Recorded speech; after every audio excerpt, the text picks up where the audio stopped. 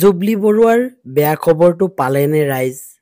Jubilee বৰুৱাই programme কৰি থকাৰ মাজতেই বেয়া খবৰটো ৰাইজৰ ওচৰলৈ আহিল। আৰু জুবলি বৰুৱাই এই বহাগৰ সময়ত বহাগৰ প্ৰগ্ৰেমবোৰ কৰি আছিল আৰু কৰি থকাৰ মাজতেই এই বেয়া খবৰটো ৰাইজৰ মাজলৈ আহিলে আৰু সকলোৱে এই দুখত ম্ৰিয়মান হৈ পৰিছে বৰ্তমান। অসমৰ ৰাইজে এই বিহুৰ বতৰত এনেকুৱা এটা বেয়া খবৰ কোনেও আশা কৰা নাছিল। জুবলি বৰুৱাৰ ক্ষেত্ৰত এনে হ'ব বুলি কোনেও ভবা নাছিল। কিন্তু এই বহাগৰ বিহুটোত উচ্চমুখৰ পৰিৱেশটোত এই বেয়া খবৰটো আহিল। বেয়া খবৰটো নিউতিয়ে লৈ আহিছে। গতিকে আমি প্ৰাৰ্থনা সকলোৱে কৰিব লাগিব জুবলি বৰুৱাৰ যাতে ভাল হয়। জুবলি বৰুৱাই যাতে পুনৰবাৰ কান্দিব নালাগে। জুবলি বৰুৱাৰ সকলো শুভাকাংক্ষীয়ে এতিয়া আশা কৰিছে যে জুবলি বৰুৱা খুব সোনকালে তেখেতৰ মুখলৈ হাঁহি আহক।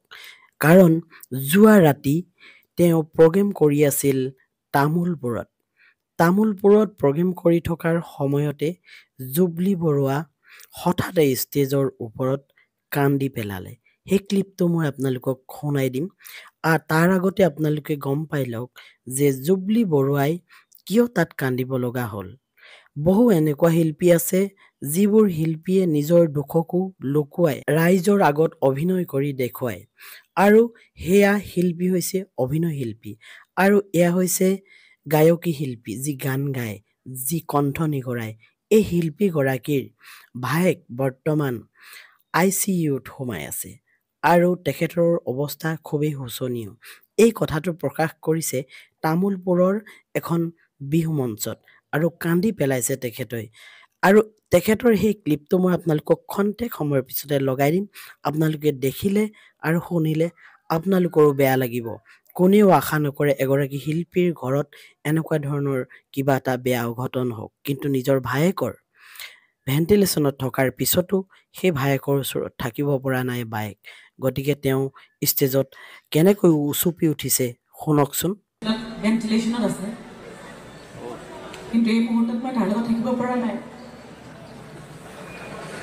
ৰাইজক কথা দিছোঁ যেতিয়া আহিব লাগিব, আহিছোঁ এনেকৈ পৰিৱেশন কৰিব লাগিব। আমি অনুষ্ঠান কৰিম, আপোনালোকে চিন্তা নকৰিব, ভালকৈ কৰিব চেষ্টা কৰিম। কিন্তু কিবা ভুল ভ্ৰান্তি হ'লে ক্ষমা কৰিব, আগতে ক্ষমা বিচাৰিছোঁ। আৰু আপোনালোকক অনুৰোধ জনাইছোঁ, আপোনালোকে যদি আশীৰ্বাদ কৰে মোৰ ভাইটি যাতে সুস্থ হৈ উঠে। ৰাইজে নখ জোকাৰিলে বোলে নৈ বয়, গতিকে আপোনালোকে আশীৰ্বাদ কৰিব বুলি আশা কৰিছোঁ। ভেণ্টিলেশ্যনত আছে, কিন্তু এই মুহূৰ্তত মই তাৰ লগত থাকিব পৰা নাই। ৰাইজক কথা দিছোঁ যেতিয়া আহিব লাগিব, আহিছোঁ এনেকৈ পৰিৱেশন কৰিব লাগিব। আমি অনুষ্ঠান কৰিম, আপোনালোকে চিন্তা নকৰিব, ভালকৈ কৰিব চেষ্টা কৰিম। কিন্তু কিবা ভুল ভ্ৰান্তি হ'লে ক্ষমা কৰিব, আগতে ক্ষমা বিচাৰিছোঁ। আৰু আপোনালোকক অনুৰোধ জনাইছোঁ, আপোনালোকে যদি আশীৰ্বাদ কৰে মোৰ ভাইটি যাতে সুস্থ হৈ উঠে।